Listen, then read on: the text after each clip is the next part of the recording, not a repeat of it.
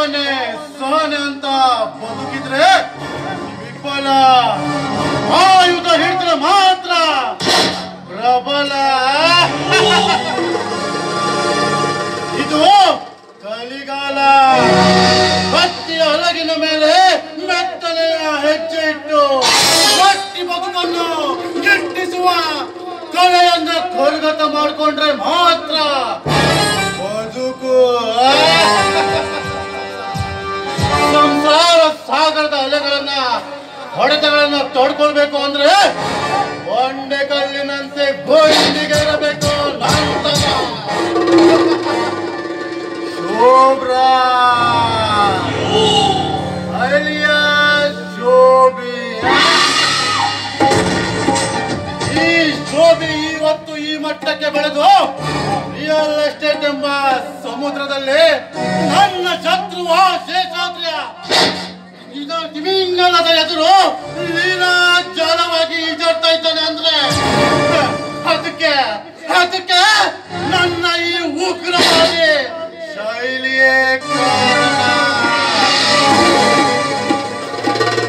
ಶೇಷಾದ್ರೆ ಏನು ಎಷ್ಟೇ ಎತ್ತರದಲ್ಲಿ ಹಾರಾಡುವ ಗರುಡನೇ ಇರಬಹುದು, ಈ ಶೋಭೆ ಯಾವತ್ತು ನಿನ್ನ ಮೇಲೆ ಒಂದು ಗುರಿ ಇಟ್ಟಿನ ಬೇಟೆಗಾರ ಕಣವೇ. ಕಾರಣ ನನ್ನ ಅಣ್ಣನ ಸಾವು.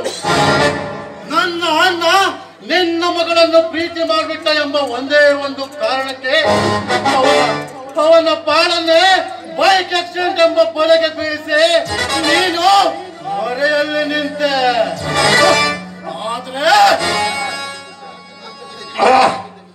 ಆದ್ರೆ ಎಲ್ಲ ಕಥೆಯನ್ನು ನಿನ್ನಿಂದಲೇ ಆಗಿದೆ ಎಂಬುದಕ್ಕೆ ಯಾವ ಸಾಕ್ಷಿಯೂ ಸಿಗದಂತೆ ನೀನು ತೆರೆ ಮೇರೆಯ ಪಾತ್ರ ಮಾಡಿಬಿಟ್ಟೆ ಕಣೋ.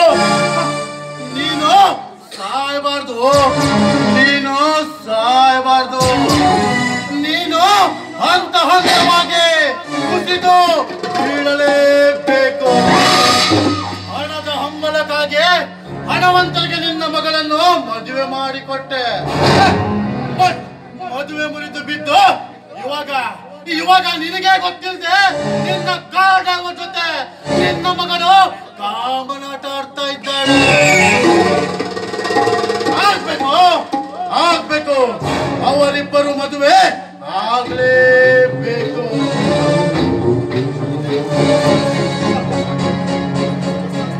ನಿನ್ನಂತ ಸಮಸ್ತ ಆಸ್ತಿ ರೂಪದಲ್ಲಾದರೂ ಬಡವರ ಕಾಲ ಬುಡಕ್ಕೆ ಹೋಗಿ ಬೀಳಲೇಬೇಕು. ನನ್ನ ಅಣ್ಣನ ಸಾವಿಗೆ ಕಾರಣವಾದ ನಿನಗೆ ತಕ್ಕ ಪಾಠ ಕಲಿಸಲು ನಿನ್ನ ಮಗಳನ್ನು ನಿನ್ನದೇ ಕಾಡೆವ ಜೊತೆ ಮದುವೆ ಮಾಡಿಸಲು ನನ್ನ ನನ್ನ ಸಂಪೂರ್ಣ ಸಹಕಾರ ಯಾವತ್ತೂ ಇದೆ.